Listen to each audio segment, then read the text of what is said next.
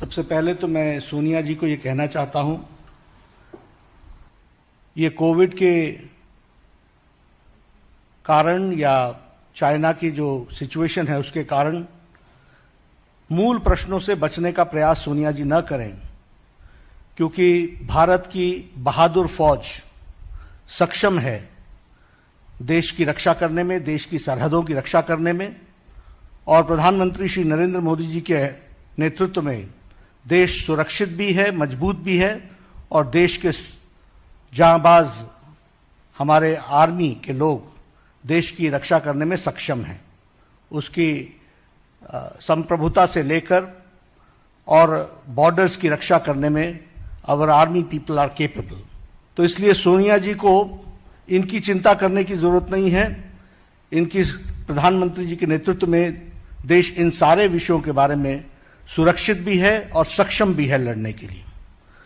लेकिन हम गांधी परिवार से उनके किए गए कर्मों के बारे में 130 करोड़ का देश जानना चाहता है कि आपने सत्ता में रहते हुए क्या क्या काम किया और किस तरीके से आपने देश के विश्वास के साथ विश्वासघात किया है, उसकी जानकारी लेना चाहता है। मैंने कुछ दिन पहले, 2 दिन पहले ट्वीट करके राहुल गांधी फाउंडेशन के विषय पर प्रश्न उठाए थे। आरजीएफ पर मैंने प्रश्न उठाए थे। आज पी चिदम्बरम साहब बोलते हैं कि प्रिजम्पटिव ऑफर है हमारा, और वो प्रिजम्पटिव ऑफर ये है कि राजीव गांधी फाउंडेशन वो पैसा वापस लौटा देगा। सबसे पहली बात तो यह है कि अगर पूर्व वित्त मंत्री जो खुद बेल पर हो, हम समझ सकते हैं व्हाट आर द क्रेडेंशियल्स, लेकिन उसके द्वारा यह स्वीकारना होगा, इट इज एन एक्सेप्टेंस कि देश के अहित में राजीव गांधी फाउंडेशन ने फंड्स भी लिए और उन फंड्स को नैतिकता के आधार पर जो नहीं लेना चाहिए था, जो नियमों के अनुसार नहीं लेना चाहिए था, वह लेने का प्रयास हुआ है। और इस परिवार का हम सब जानते हैं एक ही तरीका है, authority without responsibility.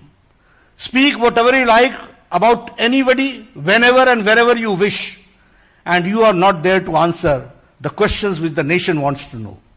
Here I am asking from Sonia Gandhi ji 10 questions today, 10 questions I am asking, and the nation wants to know, the country wants to know, the country fellow wants to know that what is the answer which she can give. First question is that countries like China has donated through Chinese embassy to Rajiv Gandhi Foundation from 2005 to 2009. आज सुबह मुझे बताया गया कि एक ही बार लिया है। It is a continuous flow of money from Rajiv Gandhi Foundation, from Communist Party of China, from the Chinese government through Chinese embassy. Not only this, the tax havens of Luxembourg donated Rajiv Gandhi Foundation every year between 2006 to 2009.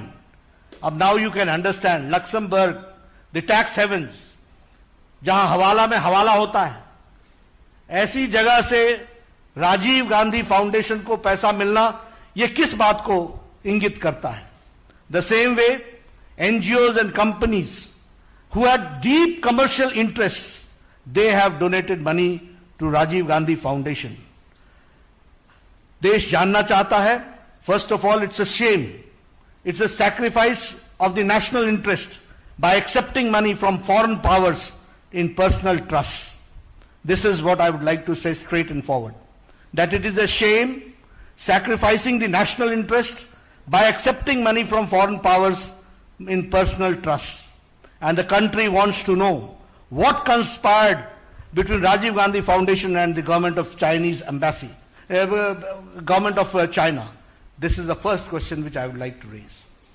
The second question is कि एक बहुत जल्दी थी. There was tremendous hurry to enter into the East Asia FTA, जिसको हमने बाद में RCEP के नाम से जाना, Regional Comprehensive Economic Partnership. What was the haste?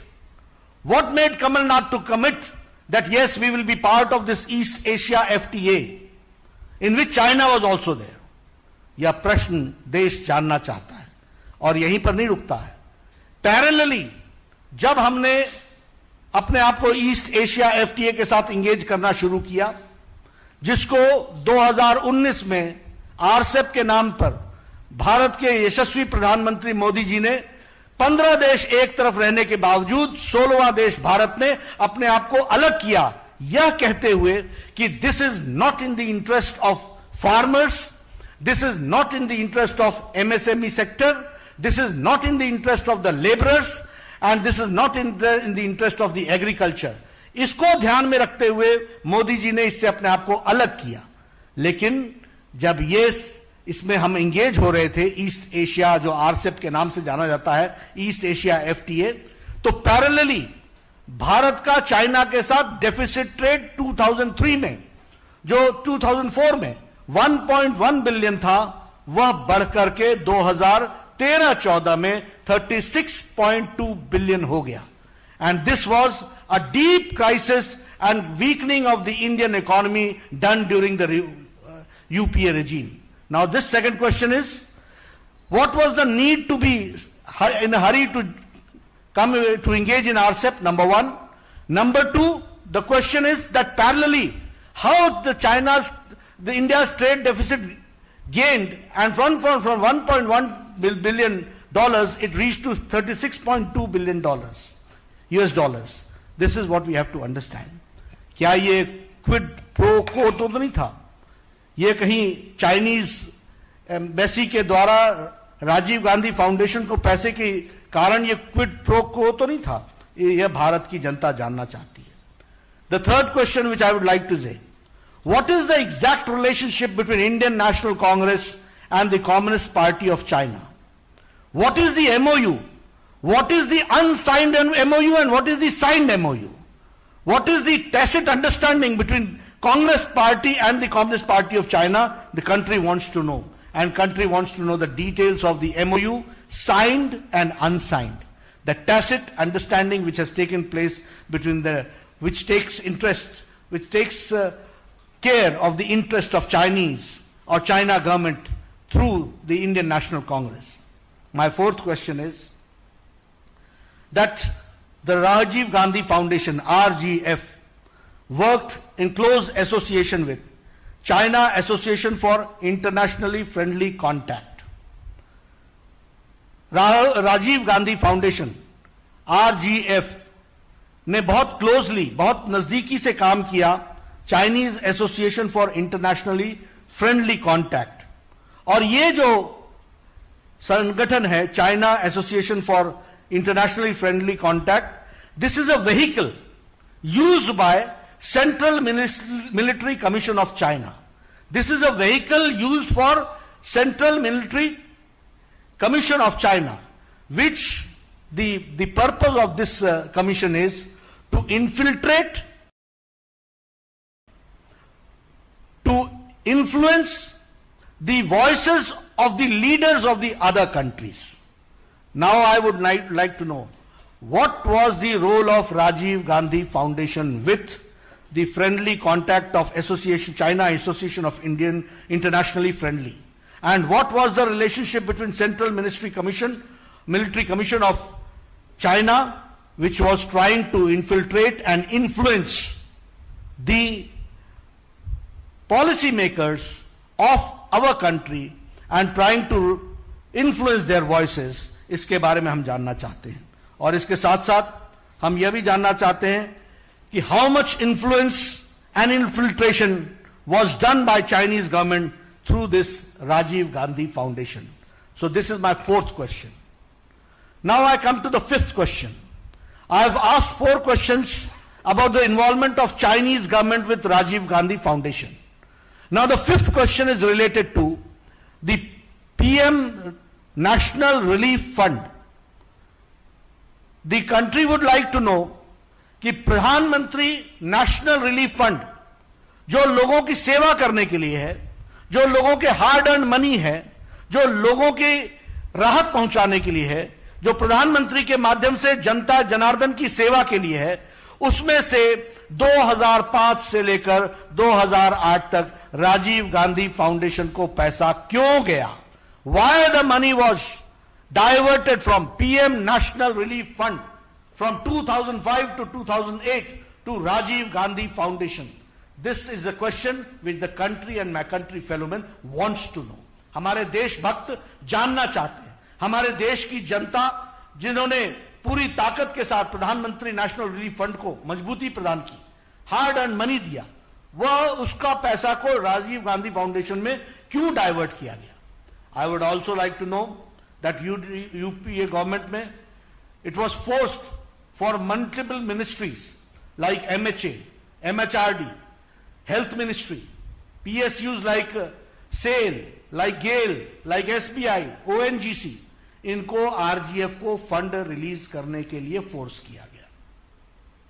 मैं ये जानना चाहता हूं कि ये लोगों का hard earn money, my fifth question is the hard earn money of the people, why it was transferred and diverted to Rajiv Gandhi Foundation, which is a personal trust.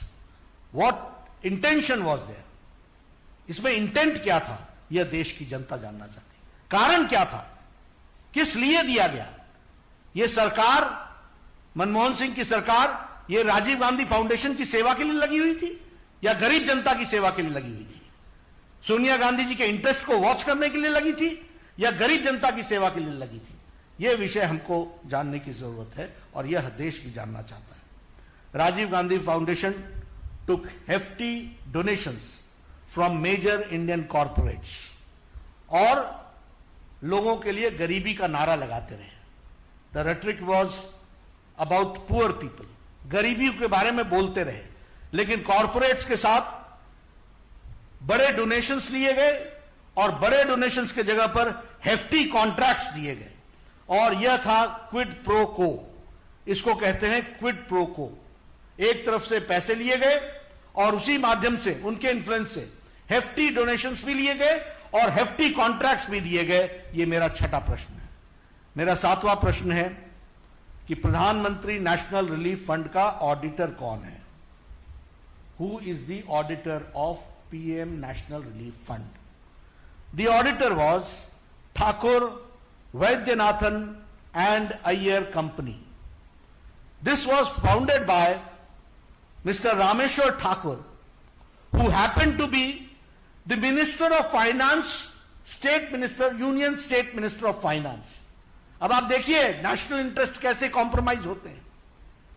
And he was MP of Rajya Sabha for 2 terms and he was governor of 4 states. 4 states का वो governor था। तो ऐसे Rameshwar Thakur his company was the auditor of PM National Relief Fund for decades together. Country wants to know कि ऐसे लोगों को इस तरीके का कॉन्ट्रैक्ट देकर के क्या सरकार करना चाह रही थी?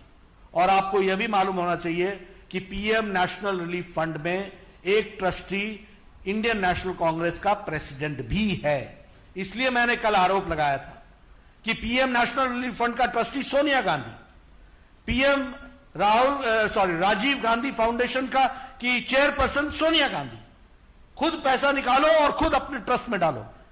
Nation wants to know, country wants to know, ये मैं आपको बताना चाहता हूं, देश के लोग जानना चाहते हैं।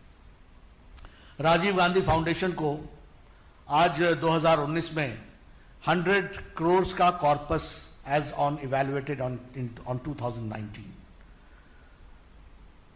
मैं जानना चाहता हूं कि राजीव गांधी फाउंडेशन को जवाहर भवन के नाम पर वह जमीन करोड़ों की परपेचुअल लीज पर कैसे दी गई? Why was it given and why was it selected only to be given at such a costly place on a perpetual lease? यह भी देश जानना चाहता है। डॉक्टर मनमोहन सिंह ने 100 करोड़ रुपए इनको 1991 के बजट में दिया। उसके बाद कंटिन्यूअस मिनिस्ट्रीज ने, वेरियस मिनिस्ट्रीज ने इनकी फंडिंग की, पीएसयूज ने फंडिंग की। But now the people of India wants to know that why the accounts of Rajiv Gandhi Foundation refused for the CAG auditing. क्यों ऑडिटिंग नहीं हुई? Why it was refused? Why RTI was not applicable in Rajiv Gandhi Foundation? ये इनके अधिनायकवाद का, ये इनका अहंकार का सूचक है। ये कुछ भी कर गुजरेंगे, नियम को धत्ता दिखाएंगे, कानून को धत्ता दिखाएंगे, लेकिन उसके बावजूद भी जो मर्जी होगी वो करेंगे। और आज हम ये जानते हैं कि यह न इसकी सीएजी ऑडिटिंग है और न ही ये आरटीआई के अंदर आता है। ये क्या कारण है? कंट्री वांट्स टू नो, ये मैं आपके सामने बोलना चाहता हूं। और मैं डॉक्टर मनमोहन सिंह से कहूंगा कि what is Sonia Gandhi to hide, number 1, and number 2, Manmohan Singh ji, what have you to say on this monumental loot and the organized plunder of public money? What has Manmohan Singh to say about this monumental loot and about the plunder of the public money? Now my 9th question is, Rajiv Gandhi Foundation not only took money and there were scams, but it also gave donations, dodgy donations. पैसा तो लिया ही लिया, देने का भी काम किया, और वो देने का काम डॉजी तरीके से किया गया। I would like to know कि राजीव गांधी फाउंडेशन ने कैसे डोनेट किया राजीव गांधी चैरिटेबल ट्रस्ट को, जो कंट्रोल्ड होती है बाय फैमिली, परिवार के द्वारा चलती है, owned by Christian missionary organisation known as World Vision. अब आप देखिए, पब्लिक मनी को ट्रस्ट में लाओ, ट्रस्ट से प्राइवेट ट्रस्ट में ट्रांसफर करो, और प्राइवेट ट्रस्ट में ट्रांसफर करके उसको अपने निजी स्वार्थों के लिए इस्तेमाल करो। यह काम पकड़ा, और ऑडिट मत कराओ, आरटीआई ना पूछने दो। यह 21वीं शताब्दी के भारत में चल रहा था, यह इस तरीके की गतिविधि चलती रही। Now my 10th and the last question is, आपने बड़ा हल्ला किया, बहुत हल्ला किया मोहिल चोकसी के बारे में। गले फाड़ फाड़ कर मोहिल चोकसी की बात की आपने, जोर जोर से बात की। और ये जो हमारे शहंशाह है, शाही शहंशाह, इन्होंने भद्दे शब्दों का इस्तेमाल करते हुए शब्दों की भी गरिमा नहीं रखी। मैंने उस दिन भी कहा था कि शब्दों के चयन से परिवार के संस्कार का पता चलता है। We come to know about the tradition, about the families tradition, but which type of language they use for honourable prime minister we all know. कैसे शब्द इस्तेमाल किए। लेकिन मैं यहां, मेरा अंतिम प्रश्न 10वां प्रश्न है कि मोहिल चौकसी से आपने राजीव गांधी फाउंडेशन में पैसा क्यों लिया, और आपने मोहिल चौकसी को लोन क्यों दिया, और यह सब करने के बाद बदनाम करने के लिए हमारे यशस्वी प्रधानमंत्री पर आरोप लगाते हो। देश जानना चाहता है कि मोहिल चौकसी से राजीव गांधी फाउंडेशन का क्या संबंध है, और आपने उसको लोन देने में किस किस प्रकार से मदद की है, यह देश जानना चाहता है। मित्रों, ये हाथी के दांत दिखाने के और हैं और खाने के और हैं। ये राजनीति लंबे समय तक आरोपित करके जिस तरीके से इन्होंने की है, भारत की जनता जाग चुकी है। मोदी जी के नेतृत्व में राजनीति की संस्कृति बदल चुकी है। Congress and corruption are synonym to each other. वह जा चुका है। आज सेवा भाव से भारत का विकास, सबका विश्वास और सबका साथ लेकर के चलने की बात है। और मैं रीइटरेट करता हूं भारतीय जनता पार्टी के राष्ट्रीय अध्यक्ष के दृष्टि से, हैसियत से, कि हमारी पार्टी यशस्वी प्रधानमंत्री श्री नरेंद्र मोदी जी के सारे कार्यक्रमों से पूरी ताकत से जनता तक पहुंचाएगी और विकास में अपना पूरा योगदान करेगी, और भारत की तस्वीर बदलने में कोई कसर नहीं छोड़ेगी। और साथ ही साथ ये दोहरे चेहरे रखने वाले राजनेताओं को भी पर्दाफाश करने में हम कोई कसर नहीं छोड़ेंगे। हम इस बात को आपके सामने कहना चाहते हैं।